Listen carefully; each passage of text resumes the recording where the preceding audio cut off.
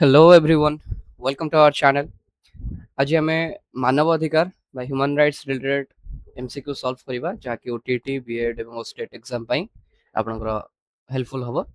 सो date न करी start करबा। फर्स्ट क्वेश्चन, मानव अधिकार रो सार्वजनीन घोषणानामा केबे गृहीत होइतिला?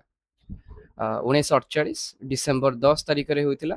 सेइथ फाइका आमे मानव अधिकार दिवस जो रोची सेटा को आमे डिसेंबर 10 तारिख रे प्रति वर्ष पालन करथाउ। संयुक्त राष्ट्र संघ मानव अधिकार को आईनगत मर्यादा केबे प्रदान करथिला? 1966 मसीह रे एटा प्रदान कर जायथिला। ভিয়েনা ঘোষଣାনামা କେଉଁ ବର୍ଷ କାର୍ଯ୍ୟକାରୀ କରାଯିବାର ଯୋଜନା ହୋଇଥିଲା? 1993 ମସିହାରେ ଭିଏନା ଘୋଷଣାନାମା କାର୍ଯ୍ୟକାରୀ ହେବାର ଆମର ଘୋଷଣା କରାଯାଇଥିଲା ଏବଂ ଏଇଟା ମାନେ କ'ଣ ପାଇଁକା କରାଯାଇଥିଲା ନା এই ঘোষଣାনাମାରେ ଗଣତନ୍ତ୍ର, ଅର୍ଥନୈତିକ ବିକାଶ ଏବଂ ମାନବ ଅଧିକାର ପରସ୍ପର ସହିତ ସଂଲଗ୍ନ ବୋଲି ଦର୍ଶାଯାଇଥିଲା। ନେକ୍ସଟ କ୍ୱେଶ୍ଚନ କୁ ଯିବା। प्रथम पीढ़ी मानव अधिकार मुख्यतः क्यों प्रकृतिर? आम जाने मानव अधिकार मुख्यतः आम तीन प्रकार रोचे, तो प्रथम पीढ़ी, द्वितीय पीढ़ी और तृतीय पीढ़ी।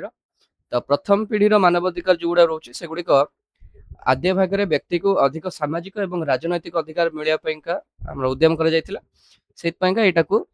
नकारात्मक बोली बा नेगेटिव बोली कह जाए। नेगेटिव बोली कहीं कहला कारण मनुष्यर स्वतंत्रता सरकार जो हस्तक्षेप न कर दृष्टि दि जाता एवं जोटी सरकार को टिके रेस्ट्रिक्ट करा जाउची सेही जगह रे हमें सेटा को नेगेटिव कहि थाए, जेंति कि हमें भारत रे मौलिक अधिकार को देखथाय से गुडा को नेगेटिव बोली हमें कहि थाए। नेक्स्ट रहला द्वितीय पीढ़ीर मानव अधिकार मध्य रे केउ गुडी को अंतर्भुक्त? यार करेक्ट आंसर होची बी, अर्थनीतिक, सामाजिक एवं सांस्कृतिक अधिकार गुडी को हमर जाउची द्वितीय पीढ़ीर अधिकार मध्य रे, कारण यह बिना राजनैतिक स्वाधीनता अर्थहीन अटे एवं यही अधिकार गुड़िक प्रति सरकार सकारात्मक दृष्टि देवार आवश्यकता उपलब्धि कर जाइछि।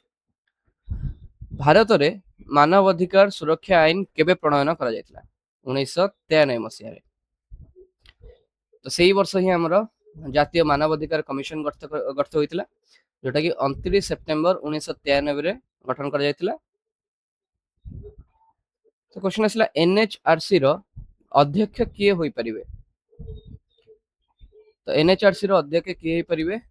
अच्छा एठी गोटे पोर्शन कहीं देखा जाउनी, बट करेक्ट आंसर होची सुप्रीम कोर्ट रो अवसर प्राप्त मुख्य विचारपति किंबा कोनोसी भी विचारपति जे कि अवसर प्राप्त होइथिबे।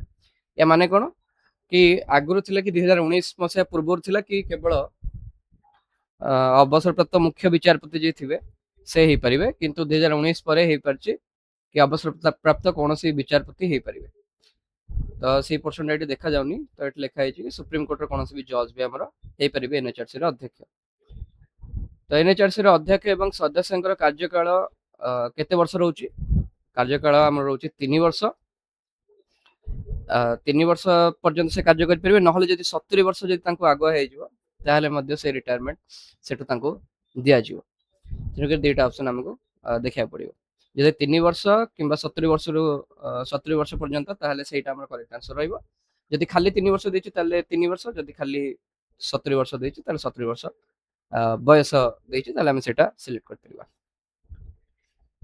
एनएचआरसी रो नियुक्ति हमर जो करा जाय तादरे गोटे कमिटी थाए, 6 मेंबर थिबा गोटे कमिटी गठन कर जाय एवं सेही कमिटी देइ थाए एनएचआरसी रो नियुक्ति तार जे मेंबर मानक रहला। तो से मेंबर मानक जो नियुक्ति कमिटी थाए तार अध्यक्ष किए थांती? आर करेक्ट आंसर होची प्रधानमंत्री थांती तार अध्यक्ष। तो से जो कमिटी थाए तार अन्य के माने मेंबर थांती?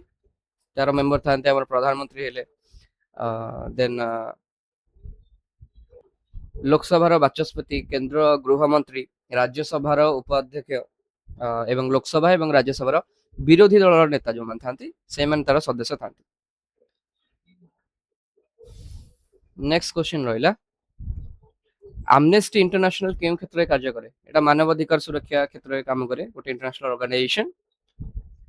सूचना अधिकार आईन केबे लागू होइतिला?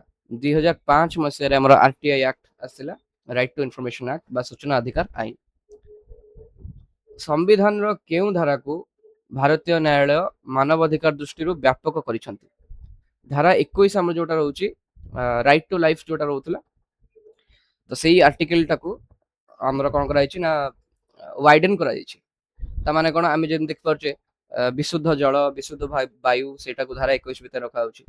ଧାରା 21 ଭିତରେ ରାଇଟ୍ ଟୁ ପ୍ରାଇଭେସି ଆମର ଧାରା 21 ଭିତରେ ବା ଗୋପନୀୟତାର ଅଧିକାର ସେଇଟାକୁ ମଧ୍ୟ ଧାରା 21 ମଧ୍ୟରେ ରଖାଯାଉଛି। ୟା ଛଡା ଆହୁରି ମଧ୍ୟ ବହୁତ ଗୁଡେ ଇଣ୍ଟରପ୍ରିଟେସନ କରାଯାଇଛି ଆମର ଭାରତୀୟର ଉଚ୍ଚତମ ନ୍ୟାୟାଳୟଙ୍କ ଦ୍ୱାରା। ତେଣୁକରି ଧାରା 21 ର କରେକ୍ଟ ଆନ୍ସର। ଭାରତର ପ୍ରଥମ ଜାତୀୟ ମାନବାଧିକାର କମିଶନର ଅଧ୍ୟକ୍ଷ କିଏ ଥିଲେ? ଜଷ୍ଟିସ ରଙ୍ଗନାଥ ମିଶ୍ର, ଆମ ଓଡ଼ିଶାର ଲୋକ। ନେକ୍ସଟ କ୍ୱେଶ୍ଚିନ୍, ମାନବାଧିକାରର ମୁଖ୍ୟ ଲକ୍ଷଣ କଣ? ତ ମାନବାଧିକାରର ମୁଖ୍ୟ ଲକ୍ଷଣ ଆମର ହଉଛି ସାର୍ବଜନୀନ ବା ୟୁନିଭର୍ସାଲ। ଏଟା କେବଳ ନାଗରିକଙ୍କ ପାଇଁ ନୁହଁ, କୌଣସି ବି ଲୋକ ରହୁଛନ୍ତି ସାରା ବିଶ୍ୱରେ ତା ପାଇଁକା ମାନବାଧିକାର ରହୁଛି। ତେଣୁ ଏଟା ସାର୍ବଜନୀନ ବା ୟୁନିଭର୍ସାଲ, ଆମେ ଯୋଉ କହୁଛେ UDHR, universal declaration of human rights, ତ ଏଟା ସାର୍ବଜନୀନ ଅଟେ। PIL ଆମେ ବହୁତ ସମୟରେ ଶୁଣୁଥିବା, PIL ତାର ପୂର୍ଣ୍ଣ ନାମ କଣ? Public interest litigation. ନେକ୍ସଟ ଆସିଲା, NHRC କୁ କେଉଁ ପ୍ରକାର ଅଦାଲତର ପଦମର୍ଯ୍ୟାଦା ଦିଆଯାଇଛି? ଦେୱାନୀ ଅଦାଲତ, ଯୋଉଟା ଆମେ କହୁଛେ ସିଭିଲ କୋର୍ଟ। ସେଇ ସିଭିଲ କୋର୍ଟର ପାୱାରଟା ରହିଛି NHRC ପାଖରେ, ଆମର ଫୌଜଦାରୀ ଅଦାଲତର ନାହିଁ। ମାନବ ଅଧିକାର ସୁରକ୍ଷାରେ ଏକ ପ୍ରତିବନ୍ଧକ କଣ? ତ ବର୍ତ୍ତମାନ ସମୟରେ ଆମେ ଜାଣିଛେ ପୋଭର୍ଟି ଗୋଟେ ବହୁତ ବଡ ସମସ୍ୟା ସାରା ବିଶ୍ୱ ପାଇଁକା। ତେଣୁକରି ମାନବ ଅଧିକାର ସୁରକ୍ଷାରେ ଏଇଟା ଏକ ପ୍ରତିବନ୍ଧକ ଅଟେ। ନେକ୍ସଟ ଆସିଲା, ତୃତୀୟ ପିଢିର ଅଧିକାରକୁ କଣ କୁହାଯାଏ? ଆମେ ଯୋଉ ତିନିଟାକ ପିଢି କହିଥିଲେ ଅଧିକାରର, ତ ତୃତୀୟ ଯୋଉ ପିଢି ରହିଲା ସେଟାକୁ ଆମର ସାମୂହିକ ସଂହତିର ଅଧିକାର କୁହାଯାଉଛି, କଲେକ୍ଟିଭ ଅର ସଲିଡାରିଟି ରାଇଟ୍ସ। ତ ଆମର ପ୍ରଥମ ଦିଟାକ ତ ଆମେ ପଢିଥିଲେ। ଏବେ ତୃତୀୟ ପିଢିରେ କଣ ରହୁଛି ନା ଆତ୍ମନିର୍ଣ୍ଣୟର ଅଧିକାର, ଅନଗ୍ରସର ବ୍ୟକ୍ତିଙ୍କ ପାଇଁକା ସ୍ୱତନ୍ତ୍ର ସୁରକ୍ଷା ଏବଂ ଦେଶର ସମ୍ପଦ ଉପରେ ଲୋକମାନଙ୍କର ସାର୍ବଭୌମ ଅଧିକାର, ଏସବୁକୁ ଆମର ଅନ୍ତର୍ଭୁକ୍ତ କରାଯାଇଛି ଏଇ ସାମୂହିକ ଏବଂ ବା ସଂହତିର ଅଧିକାରରେ। ଭିଏନା ଘୋଷଣାନାମାରେ କଣ ସଂଲଗ୍ନ ବୋଲି ଦର୍ଶାଯାଇଥିଲା? ଚାରିଟା ଅପସନ ଦେଇଛି, ତ ତା ଭିତରୁ କରେକ୍ଟ ଆନ୍ସର ହଉଛି ଗଣତନ୍ତ୍ର, ଅର୍ଥନୈତିକ ବିକାଶ ଏବଂ ମାନବାଧିକାର, democracy, economic development and human rights. Magma କାର୍ଟା, ମାଗ୍ନା କାର୍ଟା ଆମେ ସବୁବେଳେ ବହୁତ ସମୟରେ ଶୁଣୁଛେ, ମୌଳିକ ଅଧିକାର ସମୟରେ ମଧ୍ୟ ଶୁଣିଛେ, ୟାର ସମୟରେ ଶୁଣିଛେ। ତ ମାଗ୍ନା କାର୍ଟା କାହା ସହିତ ସମ୍ପର୍କିତ? ଏଟା ମାନବ ଅଧିକାରର ଐତିହାସିକ ଭିତ୍ତିଭୂମି, ହିଷ୍ଟ୍ରିକାଲ ବେସିସ୍ ଅଫ ହ୍ୟୁମାନ ରାଇଟ୍ସ। ତ ଯୋଉ ମାଗ୍ନା କାର୍ଟା ଥିଲା ଆମର କିଙ୍ଗ ଜନ୍ ଇଂଲଣ୍ଡର ଥିଲେ 1215 ମସିହାରେ ଏଇଟା ଆଣିଥିଲେ, ଯୋଉଟା କି କୁହାଯାଏ ବର୍ତ୍ତମାନ ସମୟରେ କି ଯୋଉ ଅଧିକାର ରହୁଛି, ମାନବ ଅଧିକାର ରହୁଛି, ତାର ଏକ ଐତିହାସିକ ଭିତ୍ତିଭୂମି ଅଟେ। ତ ନେକ୍ସଟ କ୍ୱେଶ୍ଚିନ୍, ଧାରା 21 ଅନୁସାରେ କେଉଁ ଅଧିକାର ଅନ୍ତର୍ଭୁକ୍ତ? ତ ବାକ୍ ସ୍ୱାଧୀନତା ଆମେ ଜାଣିଛେ 19 ଭିତରେ ଯାଉଛି।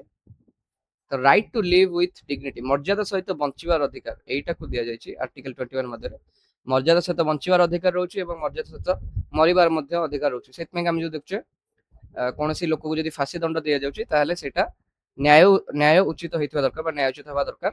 ଆମର ଉଚ୍ଚ ନ୍ୟାୟାଳୟ ବା ସର୍ବୋଚ୍ଚ ନ୍ୟାୟାଳୟ ଯିଏ ବି ଦଉଛନ୍ତି ଡେଥ୍ ପେନାଲ୍ଟି, ତ ସେଥିପାଇଁକା ତାଙ୍କର ଗୋଟେ ପ୍ରୋସିଜର ଅଛି, ସେଇଟାକୁ ଫଲୋ କରି ଦେବାର ଅଛି। ସେଥିପାଇଁକା ମର୍ଯ୍ୟାଦା ସହିତ ବଞ୍ଚିବାର ଅଧିକାରରେ ମଧ୍ୟ ଆମର ଯାଉଛି କଣ, ଯୋଉ ଆମକୁ ଶୁଦ୍ଧ ଜଳବାୟୁ, ଶୁଦ୍ଧ ଜଳ ହେଲା, ଶୁଦ୍ଧ ବାୟୁ ହେଲା, ଏଗୁଡାକ ସେଇ ମର୍ଯ୍ୟାଦା ସହିତ ବଞ୍ଚିବାର ଅଧିକାର ମଧ୍ୟରେ ମଧ୍ୟ ଯିବ। କାହିଁକିନା ଆମକୁ ଯଦି ବଞ୍ଚିବାର ଅଧିକାର ଦିଆଯାଉଛି ଏବଂ ତା ଭିତରେ ଆମକୁ ଶୁଦ୍ଧ ଜଳ ପ୍ରୋଭାଇଡ କରିପାରୁନାହାନ୍ତି ସରକାର, ତାହେଲେ ଆମର ଆର୍ଟିକଲ 21 ଟାକୁ ସେ କ୍ଷୁଣ୍ଣ କରୁଛନ୍ତି।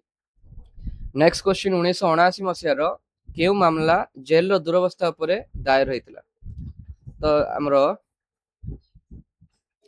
ତ ଏ ସମୟରେ ଦିଟା ଆମର ଜନସ୍ୱାର୍ଥ ମାମଲା ଫାଇଲ କରାଯାଇଥିଲା। ଫାର୍ଷ୍ଟଟା ଥିଲା କଣ,